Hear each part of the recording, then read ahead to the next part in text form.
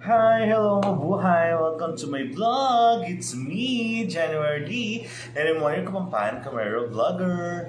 And so, bali for today mga kapatid. And so, i-vlog ko sa inyo or ipapakita ko sa inyo yung kapistahan or nakaraang kapistahan ng Apong San Andres or ng Barangay Paligi, Candaba, Pampanga, Catagalugan Region. And which is, before kasi di ba guys or mga kapatid, na-vlog na ako last year sa inyo regarding kay Apong San Andres. So, refresh lang tayo mga kapatid. Kasi dumaan na naman yung kapistahan or sumapit na naman ang kapistahan ni Apong San Andres. Ayan. Bali po, si Apong Andres ito ay patron ng Candaba, Pampanga. Ayan. At the same time, dun po sa isang barangay ng Candaba, yun din po ang kanilang patron, ang Barangay Paligi, Candaba, Pampanga. So, pareho yung kanilang patron, Ayan, na sinaselebrate ang kanyang banal na kapistahan kung sasapit ang Nobyembre 30, taon-taon. Ayan. Bali, ang pangalang San Andres, Apong San Andres, ay nagmula sa salitang Andrea, parang ganon, na ang ibig sabihin ay pagkalalaki o katapangan. Walang pangalan si Apong San Andres na nakikita sa wikang Hebreo. Si San Andres ay tinuturing na tagapagtatag ng unang obispo ng simbahan ng Byzantium o Byzantium. Siya ay sinasabing namatay si San Andres sa pagkapako sa krus na Hugis X. Dahil yun nga, nagkaroon ng tinatawag na krus si San Andres. Patron si San Andres ng mga mangingisda, nagbibenta ng isda at gumagawa ng lubid. And sinasabi nila na si San Andres ay isang matandang lalaki na may maputing buhok at balbas, may hawak na aklat ng ebanghelyo o papel na minsan ang nakasandal sa krus ng tinatawag na saltire. Ayan. So, yun yung maikling kasaysayan na nasasabi natin about kay San Andres. Ayan, so halina mga kapatid at panoorin po natin ang banal na kapistahan ni Apong San Andres, patron ng Barangay Paligi, Candaba, Pampanga, Catagalugan Region at ng bayan ng Candaba, Pampanga. Halina mga kapatid. A few moments later.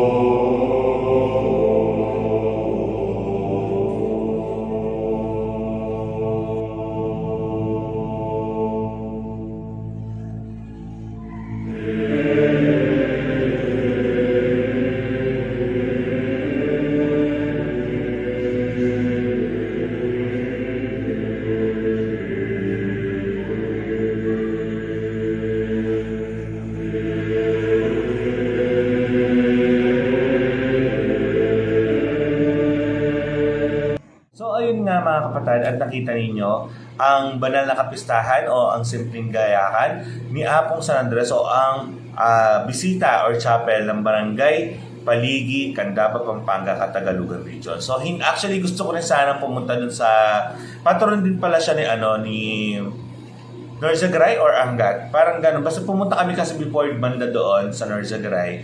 Sa may basta't Angat Norzagaray. Parang gano'n. Na ano namin yan, yung si Apong San Andres, yung kanilang pinaka-parokya or nandun sa pinaka-ano nila, simbahan. Hindi ko lang matandaan kung Norzagaray or Angat. Pinaka-ano Angat na ano na yan, ng Bulacan. Maganda rin yung kanila, malaki din yung kanilang mga yung bisita nila or yung pinaka-parokya, malaki yun. Ayan. Then, pupunta rin sana tayo sa Candaba, Pampanga, yung mismong bayan or pinaka-parokya ng Candaba. Pero hindi na tayo umabot kasi bandang 8:30 na yun or alas 8. Parang sarado na yung, naisip namin baka sarado na yung pinakasimbahan. So, baka masayang lang yung effort natin. And so mga kapatid, thank you so much po sa panonood ninyo sa lahat po ng aking mga vlogs. Thank you so much po sa walang sawa ninyong pagsuporta. At sa lahat ng mga aspiring kamarero all over the Philippines, mga batang kamarero all over the Philippines. Ayan, so thank you so much po. At sa mga kapwa ko kamarero na laging sumusuporta sa akin, ayan, maraming salamat po. Ayan, so don't forget to like, share, and subscribe. Then follow me to my Instagram, to my Twitter account is Jesse Samson, JHESSIE SAMSO. And then add me to my Facebook account, of course, is me January. And then follow niyo ako sa aking TikTok. Ayan, January Lee. Ayan, so thank you so much po. Ayan, bali sa December 8 niyan, kapistahan ng Immaculada Concepcion, Immaculate Concepcion. Ayan, so sana magkaroon tayo ng chance na makapag-vlog. Ayan, at makapag-vlog din somewhere sa mga nag-i-invite sa akin, sa mga exhibit. Ayan, so sana makapunta tayo basta't maluwag yung schedule natin. Ayan. So, thank you so much po. Ingat po always mga kapatid and God bless us all. Love.